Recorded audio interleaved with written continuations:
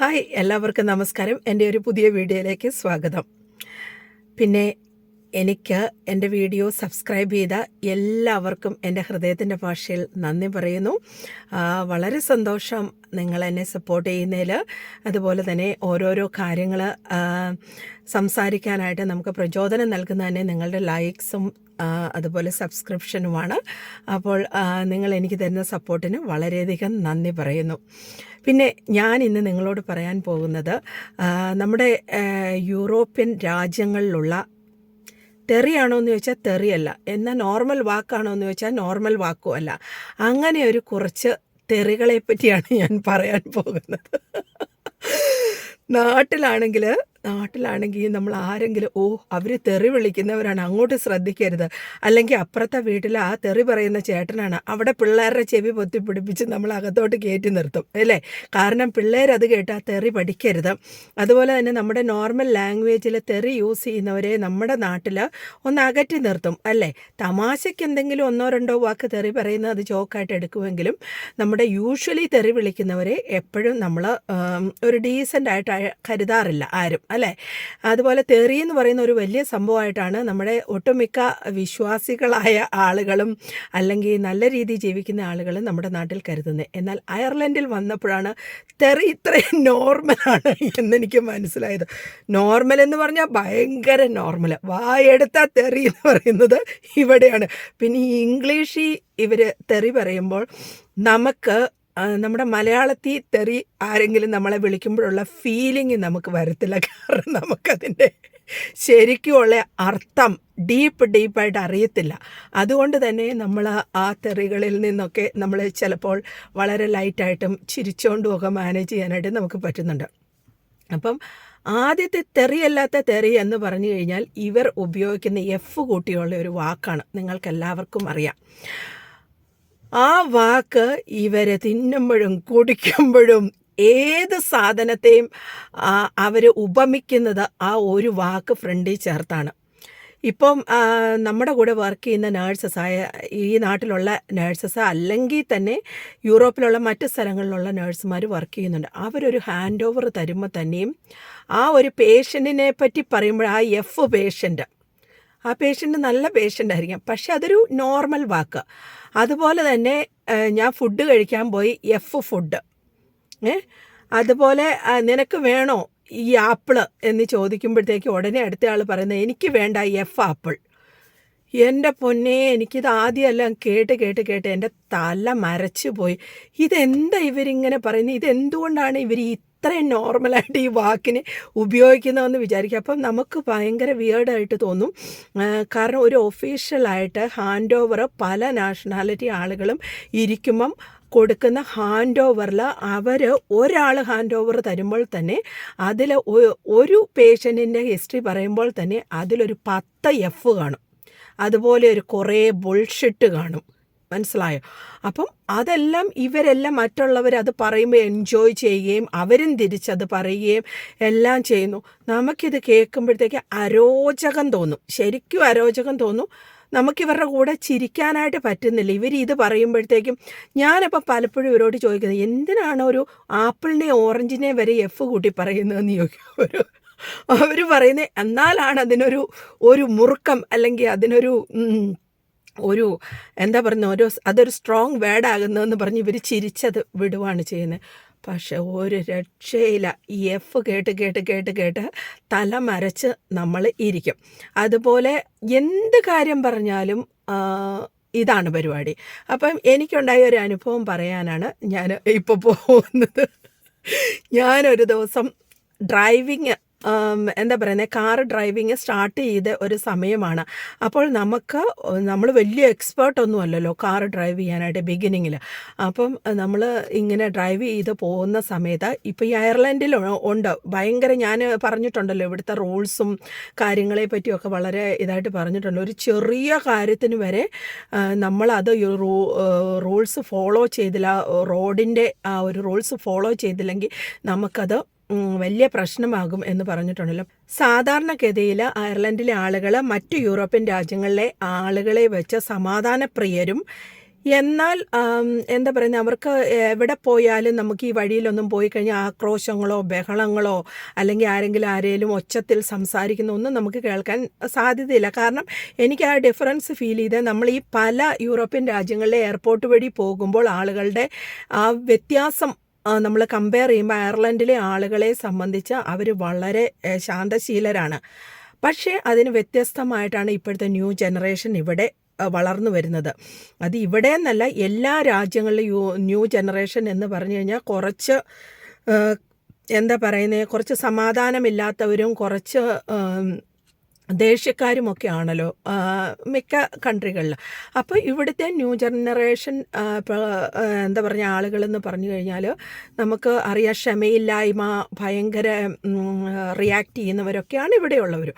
അപ്പോൾ ഞാൻ ഇങ്ങനെ ഈ കാർ ഓടിച്ച് പോവുകയാണ്. കാർ ഓടിച്ചിട്ട് അപ്പോൾ നമുക്കിവിടെ ഒരു സ്റ്റോപ്പ് സിഗ്നൽ വന്നു. അപ്പം ഇവിടുത്തെ അയർലൻഡിലെ റോഡ് എന്ന് പറഞ്ഞു കഴിഞ്ഞാൽ നമ്മളിപ്പോൾ സ്റ്റോപ്പ് സിഗ്നൽ എവിടാണോ അതിൻ്റെ ജസ്റ്റ് പുറകിലാണ് നമ്മൾ കാറ് പാർക്ക് ചെയ്യേണ്ടത്. പാർക്ക് ചെയ്യാൻ മീൻസ് സ്റ്റോപ്പ് ചെയ്യേണ്ടത്. അപ്പം അവിടെ സ്റ്റോപ്പ് ചെയ്ത് കഴിഞ്ഞിട്ട് ഇതിൻ്റെ ലെഫ്റ്റ് സൈഡിലായിട്ട് ഉള്ള റോഡെന്ന് പറഞ്ഞു കഴിഞ്ഞാൽ നമ്മുടെ ഈ ബാക്കിൽ കൂടെ വരുന്നവർക്ക് ഈ ലെഫ്റ്റ് സൈഡ് റോഡിൽ കൂടെ ഇങ്ങനെ കയറി പോകാനായിട്ട് പറ്റും. അതായത് അവർ ആ സിഗ്നലിനെ നോക്കണ്ട, അവർക്ക് സെപ്പറേറ്റ് സിഗ്നലാണ്. അപ്പോൾ അവർക്ക് കയറി പോകാനായിട്ട് പറ്റും. അപ്പോൾ ഞാൻ എൻ്റെ ഫ്രണ്ടിലൊരു വണ്ടി ഉണ്ടായിരുന്നു സ്റ്റോപ്പ് സിഗ്നലിൻ്റെ മുമ്പിൽ. അപ്പോൾ ഞാൻ അതിൻ്റെ കറക്റ്റ് പുറകിലായിട്ട് കൊണ്ടുപോയി എൻ്റെ കാറ് സ്റ്റോപ്പ് ചെയ്യുമ്പോൾ പറ്റിയത് എന്താണെന്ന് പറഞ്ഞു കഴിഞ്ഞാൽ, ഈ പുറകിൽ നിന്ന് വരുന്ന കാറിന് ആ ലെഫ്റ്റിലേക്ക് തിരിയാനുള്ള ഇടയില്ല. എൻ്റെ കാറിൻ്റെ പകുതി ഭാഗം ആ വഴി മറച്ചിരിക്കുകയാണ്. അയാൾക്ക് ഒരു ശകലം അങ്ങടെ ഇട വേണം കയറി പോകാനായിട്ട്. അപ്പോൾ ഇയാൾ പുറകിൽ നിന്നു. അപ്പം നമ്മളുടെ നാട്ടിലാണെങ്കിൽ ചെറിയ കാര്യത്തിനും ഈ വല്ലാതെ ഹോൺ അടിക്കുമല്ലോ, ഇവിടെ ഹോൺ അടിക്കത്തില്ല ഇയാൾ. പക്ഷെ പുറകിൽ നിന്ന് പെട്ടെന്ന് ഇയാൾ ഹോൺ അടിച്ചു കഴിഞ്ഞപ്പോൾ എല്ലാ ആളുകളും തിരിഞ്ഞു നോക്കുകയാണ് എന്താണെന്ന് അറിയാനായിട്ട്. അപ്പോൾ ഓഫ് കോഴ്സ് ഞാനങ്ങ് പേടിച്ചു പോയി. ഞാൻ ചെയ്ത ഒരു മിസ്റ്റേക്കാണ്, അങ്ങനെ സ്റ്റോപ്പ് ചെയ്യാൻ പറ്റില്ല. കാരണം ആ ഒരു വഴിയുടെ ഇട വിട്ടിട്ട് വേണം നമ്മൾ സ്റ്റോപ്പ് ചെയ്തിടാനായിട്ട്. അതെൻ്റെ മിസ്റ്റേക്കാണ്. എനിക്ക് വണ്ടി പിറകോട്ടും എടുക്കാൻ പറ്റില്ല, കാരണം എൻ്റെ പുറകിലെല്ലാം വണ്ടി അടുത്തടുത്ത് കിടക്കുകയാണ്. അപ്പോൾ ഞാനിങ്ങനെ വണ്ടിയിലിങ്ങനെ ഇരിക്കുകയാണ്. എന്താ ചെയ്യുന്നത്, ഇപ്പം തന്നെ സിഗ്നൽ ഓപ്പൺ ആകുമ്പോഴത്തേക്കും പെട്ടെന്ന് പോകാമല്ലോ എന്ന് വിചാരിച്ചു. എൻ്റെ ദൈവമേ, അതൊരു 6 കോടിയ കവലയാണ്. സിഗ്നൽ എന്ത് ചെയ്താൽ ഓപ്പൺ ആവുന്നില്ല. ഞാൻ നോക്കിക്കഴിയുമ്പോൾ ഈ മനുഷ്യൻ കാറിൽ നിന്ന് പെട്ടെന്ന് ഈ ഡോറ് തുറന്ന് ചാടി ഇറങ്ങി വരുന്നുണ്ട്. എന്നെ വിറച്ച് പോയി. ഇയാൾ എന്നെ ചെയ്യാൻ പോകുകയെന്ന് ഓർത്തുകൊണ്ട്. അപ്പോൾ ഇയാൾ വന്നിട്ട് ഈ ഗ്ലാസ്സിൽ ഇങ്ങനെ ഇടിച്ചിട്ട് പറഞ്ഞു ഗ്ലാസ് താത്താൻ പറഞ്ഞിട്ട് ഇയാൾ എന്നെ ഒരു 10,000 എഫ് കൂട്ടി വിളിച്ചു. എനിക്ക് ഭാഗ്യത്തിനൊന്നും മനസ്സിലായില്ല. കാരണം ഒന്നാമത് അരിശം, പിന്നെ വായു വേഗത്തിൽ അത്രയും സ്പീഡിലാണ് അയാൾ പറയുന്നത്. അതുകൊണ്ട് ഒരു വാക്ക് പോലും എനിക്ക് പിടികിട്ടിയില്ല. മുഴുവൻ തെറിയാണെന്ന് മാത്രമേ എനിക്ക് മനസ്സിലായി. ഒന്നും മനസ്സിലായി. ഞാൻ വണ്ടടിച്ച് അയാളുടെ മുഖത്തേക്ക് ഇങ്ങനെ നോക്കിയിരുന്ന് അയാൾ പറയാനുള്ളതെല്ലാം പറഞ്ഞു കഴിഞ്ഞപ്പോഴത്തേക്ക് സിഗ്നൽ ഓപ്പണായി. അപ്പോൾ പുറകിലുള്ള കാറുകളെല്ലാം കിടന്ന് ഹോണടിക്കാൻ തുടങ്ങി. അതായത് ഇയാളുടെ കാർ അവിടെ സ്റ്റോപ്പ് ചെയ്തിരിക്കുന്നു, ഞാനും മുമ്പോട്ട് എടുക്കുന്നില്ല, അവർക്കെല്ലാം പോകണ്ടല്ലോ. പിന്നെ ഇയാൾ പുറകിലോട്ട് പോയിട്ട് ഞാൻ ഫ്രണ്ടിലോട്ട് കാറെടുത്തു. ഇയാൾ സൈഡ് റോഡിൽ കൂടെ പോകാനുള്ള ആൾ എന്ത് ചെയ്തെന്നറിയോ, എൻ്റെ പുറകെ വരിക. ഞാൻ ഓർത്ത് ദൈവമേ ഇയാൾ എന്നെ ശരിയാക്കും, ഇയാൾ എന്നെ എന്തേലും ചെയ്യുമെന്ന് ഓർത്തു. അതുപോലെ ആ ഒരു പയ്യൻ എന്ന് പറഞ്ഞു കഴിഞ്ഞാൽ ഒരു 10, 28, 30 വയസ്സുള്ളവനാണ്. അപ്പം ഇവൻ എന്നെ എന്തെങ്കിലും പറയും. അവനാണെങ്കിൽ ഒരു ഭയങ്കര ഒരു ബോഡി ബിൽഡറെ പോലെയാണ് ഇരിക്കുന്നത്. അവൻ്റെ കൈ നിറച്ചും ടാറ്റും എല്ലാം ഇട്ട് എനിക്ക് ഭയങ്കര പേടിയായിപ്പോയി. കാരണം എന്ന് വെച്ചാൽ അവനൊരു ലൂസായതുപോലെയാണ് വർത്താനം പറയുന്നത്. ഞാൻ സത്യം പറഞ്ഞാൽ ആരെങ്കിലും എന്തെങ്കിലും പറയുമ്പോൾ പ്രതികരിക്കുന്ന ഒരാളാണ്. പക്ഷേ എൻ്റെ പ്രതികരണശേഷി ഫുള്ള് ഷട്ട് ഡൗൺ ആയിപ്പോയി ഈ ഒരു 10,000 എഫ് കേട്ടപ്പോഴത്തേക്കും. ചിലപ്പോൾ എൻ്റെ വീട്ടിലിരിക്കുന്നവരെ പറഞ്ഞു കാണും, എൻ്റെ അപ്പനെ പറഞ്ഞു കാണും, അമ്മയെ പറഞ്ഞു കാണും, എൻ്റെ കുടുംബം മുഴുവൻ പറഞ്ഞു കാണും. കാരണം അതുപോലെ അവൻ പറഞ്ഞിട്ടുണ്ട്. ഞാൻ മുമ്പോട്ട് പോവുക. ഞാൻ എന്ത് ചെയ്തെന്നറിയോ, 50 കിലോമീറ്റർ സ്പീഡ് റോഡാണ്. 50 കിലോമീറ്റർ റോഡിൽ അത് ആ ഒരു സ്പീഡിലേ ഓടിക്കാൻ പറ്റുള്ളൂ. ഞാൻ 65 കിലോമീറ്റർ സ്പീഡിൽ, എനിക്ക് ഫൈൻ കിട്ടിയാലും കുഴപ്പമില്ലെന്ന് ഓർത്തുകൊണ്ട് ഞാൻ സ്പീഡിൽ ഓടിക്കുക. കാരണം ഇവൻ എന്നെ പിടിക്കാതിരിക്കാൻ വേണ്ടിയിട്ട് ഞാൻ സ്പീഡിൽ ഓടിച്ചു കഴിഞ്ഞപ്പോഴത്തേക്കും ഇവൻ എന്ത് ചെയ്തെന്നറിയോ, ഒരു ഇട റോഡ് വന്നു കഴിഞ്ഞപ്പോഴത്തേക്ക് ഇവൻ എൻ്റെ മുമ്പിൽ ഓവർടേക്ക് ചെയ്ത് വന്നിട്ട് ആ വണ്ടി ബ്ലോക്ക് ചെയ്തു. അമ്മച്ചിയെ ഞാൻ ഓർത്ത് എന്നെ ഇവൻ കൊന്നെന്നോർത്തു. ഇവൻ വണ്ടിയിൽ നിന്ന് അവൻ ഇറങ്ങി വന്നിട്ട് എന്നോട് ഇറങ്ങാൻ പറഞ്ഞു. ഞാൻ ഓർത്തോ വല്ലോ ഇനി അടിക്കാനാണോ. പക്ഷേ ഇവിടെ അയർലൻഡിൽ അങ്ങനെയൊന്നും ചെയ്യാറില്ല, ഇവരെല്ലാം മാന്യമായിട്ട് ഇടപെടുന്ന ആൾക്കാരാണല്ലോ.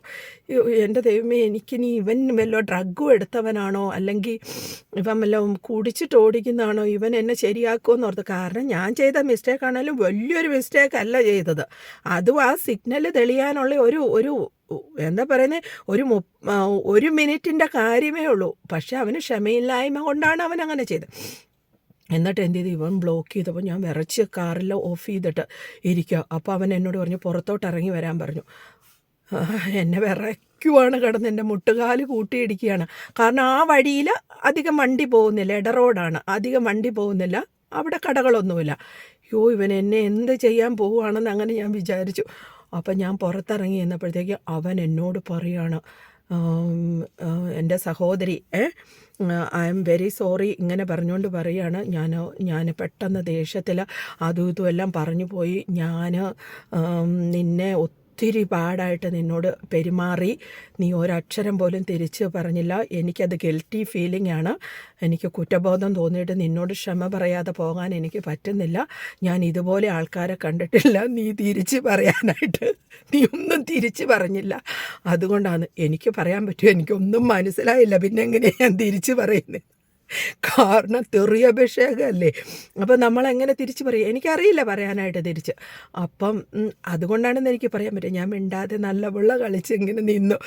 അപ്പം അവൻ ഒത്തിരി ക്ഷമ ചോദിച്ചു. അവൻ പറഞ്ഞു നമുക്കൊരു കോഫി കുടിക്കാൻ പോയാലോ, അവിടെ അപ്പുറം ഒരു കഫേയുണ്ട്, അവിടെ കോഫി കുടിക്കാൻ പോയാലോ, നീ റിലാക്സ് ആകുക, ഞാൻ നിൻ്റെ ഇന്നത്തെ ഡേ കളഞ്ഞു, ഞാൻ നിന്നോട്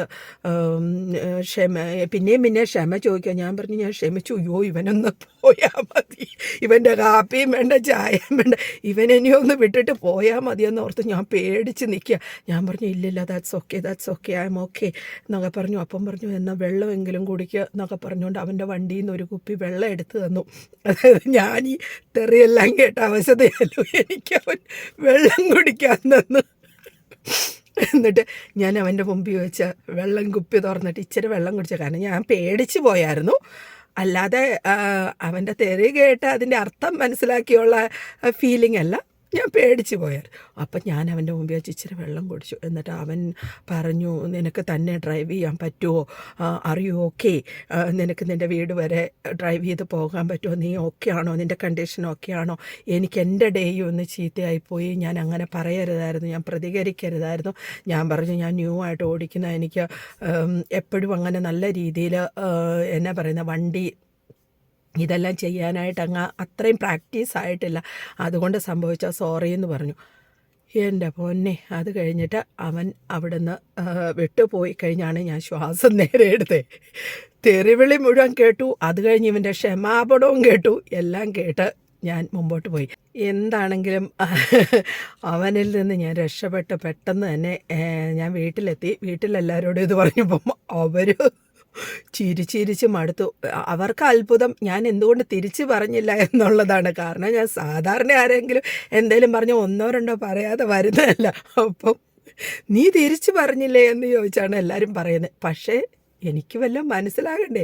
പിന്നെയെന്ന് പറഞ്ഞാൽ മാലപ്പടക്കം പോലെ ഇവൻ നിർത്താതെ നോൺ സ്റ്റോപ്പായിട്ട് പറഞ്ഞുകൊണ്ടിരിക്കുമല്ലേ, പിന്നെ ഞാൻ എങ്ങനെ തിരിച്ച് പറയും. അപ്പം അതുകൊണ്ട് മാത്രമാണ് ഞാൻ നല്ല കുട്ടിയായത് ആ ഒരു സംഭവത്തിൽ. എന്താണെങ്കിലും ഞാൻ അങ്ങനെ ഒരു എഫിൽ നിന്ന് രക്ഷപ്പെട്ട കഥയാണ് ഞാൻ നിങ്ങളോട് പറയുന്നത്. അപ്പോൾ ഇവിടെ യൂറോപ്യൻ രാജ്യത്തിൽ ജീവിക്കുന്നവർ ഒരു തവണയല്ല, ഒരു ദിവസത്തിൽ ഒരു 5 തവണയിലും എഫ് നമ്മളെ പറയുന്നതല്ല, ആരെയും പറഞ്ഞ് കേൾക്കാത്ത ആരെങ്കിലും ഉണ്ടോ എന്നെനിക്ക് സംശയമാണ്. അപ്പം ഇഷ്ടം പോലെ എഫുകളും ബുൾഷിറ്റുകളും പിന്നെ കുറച്ച് കൂടിയ ഇതൊക്കെ ഉണ്ട്. പക്ഷേ എനിക്ക് അതിൻ്റെ അർത്ഥം അറിയാൻ പാടില്ലാത്തതുകൊണ്ട് എനിക്കറിയില്ല. അപ്പം അങ്ങനെ അങ്ങനെയൊക്കെയാണ് ഇവിടുത്തെ കാര്യങ്ങൾ. അതുകൊണ്ട് നാട്ടിൽ മാത്രമല്ല നമ്മുടെ തെറിവിളിക്കാരുള്ളത് എന്ന് മനസ്സിലാക്കുക.